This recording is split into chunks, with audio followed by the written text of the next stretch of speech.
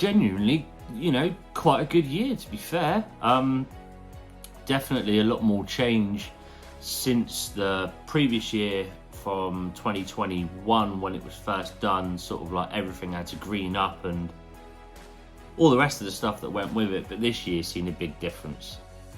So I fished it all winter, right the way from like sort of like say October, I think, was my last fish, and I didn't have anything at all right up until March. So yeah, I didn't really start catching anything until March again. But the fish that I was catching was a decent stamp. You know, they were kind of like the 20s, you know, the lower end of the 20s. But yeah, I was happy to start catching fish again, that was for sure. A lot of people think that like come sort of like the winter time that a lot of fisheries just stop and the game is over for the winter months. But yeah, it doesn't really work like that. In fact, like for fisheries, well managed is probably one of the busiest times during the colder months, because you can get a lot more done, i.e., you know, if you're netting, or you can sort your biomass out, and just general bits and bobs around the lakes because it's quieter. Obviously I don't have those problems at the moment because I'm not open, but there's still work that needs to be done, and there was quite a bit of work done over its second winter. So yeah, so the March came around again, did the fishing that I could do during the winter of 21, which wasn't minimal, but it was, you know, probably once or twice a month, and like I say, I didn't have anything, so I'm not too sure how it's going to do on the old winter form, but no, it is what it is. It's still quite a new fishery. So I had 54 fish in the lake up until April, and then I decided to stock it with another 16 fish. Bunch of C3s that I got from Chris Manifold, that thankfully lives just down the road from me, really. And yeah, we had 16 of his C3s, so they were around the £5 or £6 mark. Didn't catch them straight away. They were kind of a little bit elusive all through the summer, but I did have a couple of them towards the back end of the season, sort of like September time, and yeah, they were coming out at around the £8-9 mark by then, so I was pretty pleased with that. The other fish in the lake have continued to grow quite well. You know, we've got fish, I think the biggest was the common, which was 36, but yeah, I'm convinced that there's going to be bigger in the long run, if you catch my meaning with that.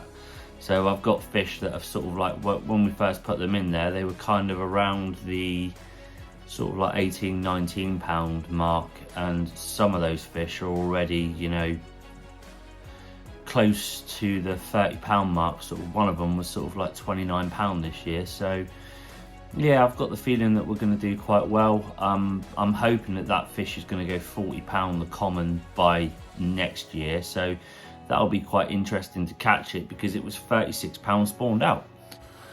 So yeah, I mean, all in all, it's all moving in the right direction, really. You know, I think I've worked out that we should have at least five fish that are over the 30 mark this year, and yeah, you know, the fish continue to grow, and you know, long may it continue, really. So come the April, they decided to spawn this year. They'd never spawned the first year that they were in there, so yeah, I've had that to deal with this year, which has been a little bit tricky, but there were absolutely millions of them as well. Like, I just could not fathom how many there actually were. So I had to kind of like think of a bit of a plan, really, because even though I've got perch in the lake, you know, you can never really control the biomass properly with predators alone. Like, I like to net the lakes. I will net the lakes, you know, for the winter of this year, just to sort the biomass out, because it can spin straight out of control before you know it. So one day I'm sat there with like all these small fish, and I'm thinking, this just seems a waste to like not do anything with them. So then I come out with the harebrained idea of building a stock pond.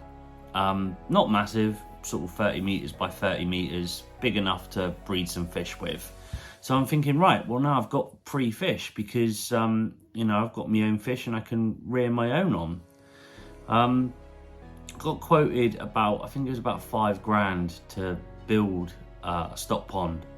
But the problem that I had was the contractor that was going to do it just kept letting me down. So like it would be, oh, do it here, and in the end, long story short, I give up with it. And I said to Hayley, right, what are we going to do? Well, she didn't know, so I took matters into my own hands and I went out and bought a digger. I know absolutely nothing about diggers. I've never even sat in one. I bought a tractor to cut the grass with, and I'd sort of like learnt how to operate that.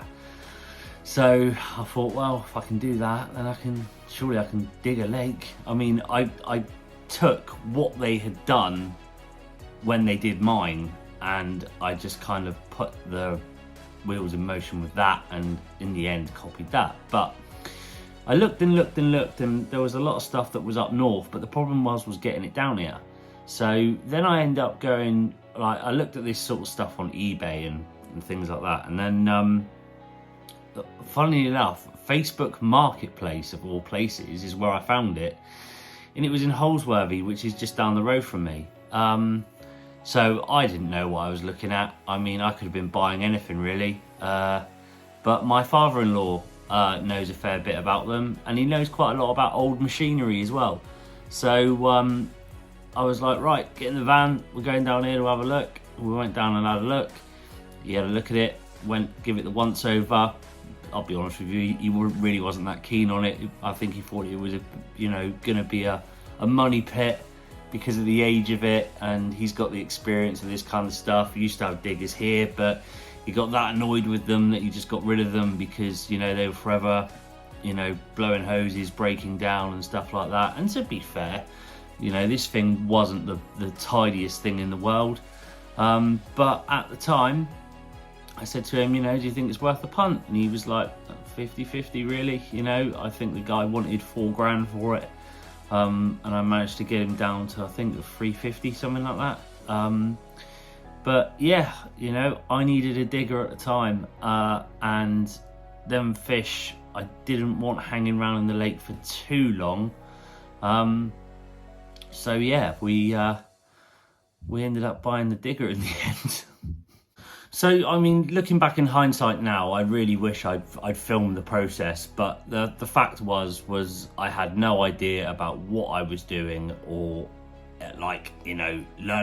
learning to drive it, it didn't take me long. It really didn't. I took to it like a duck in water, really.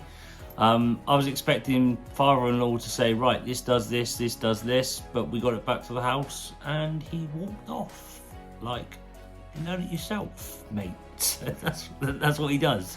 So yeah, and that's what I did. I learned how to do it myself. He gave me a few pointers along the way, and yeah, I soon got the hang of it and started digging. It took me about a month. It would probably take the normal person probably around a week, but it actually took me a month to get the actual whole thing done, and by the time I'd shaped the banks and made it look a bit presentable. But yeah, I managed to get the job done in the end. It wasn't the best job in the world, but my main concern was whether or not it was going to hold water or not. Thankfully for me, it did, and everything worked out all right for once. Actually didn't have any problems at all with it. So yeah, got it filled up, and I started to get fish in it straight away, which was a bit of a risk, really. I just filled it up with a borehole. Probably took me about 4 or 5 days to get it completely full. Lost a little bit of water to start with, but then soon as soon as the land settled out, because it was so dry, it did take a while for it to sort itself out. But yeah, to this day, it's done quite well. I've currently probably got about 2,000 fish in there at the moment. So I'm due to grade that out in February of 2023. So I've got a few fish sold as well. A few people wanted them for like ponds and things like that.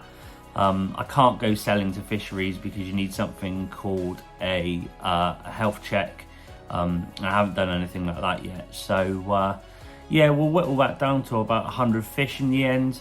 That will just be in the actual stock pond itself. That's more enough to sort of like get a good growth. If you have too many fish, then they're never going to grow as quick. So yeah, that's a good round number to start with. And yeah, they'll just be fish for the future, really.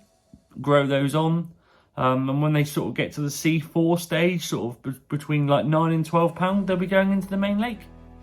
There's still work to be done.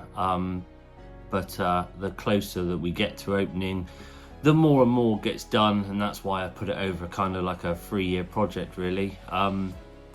So the only other real big jobs left to do are the car park, but now that I've got a digger, I'm able to do that myself, so I don't really need to rely on anyone else to do it. You know, I've started that project already.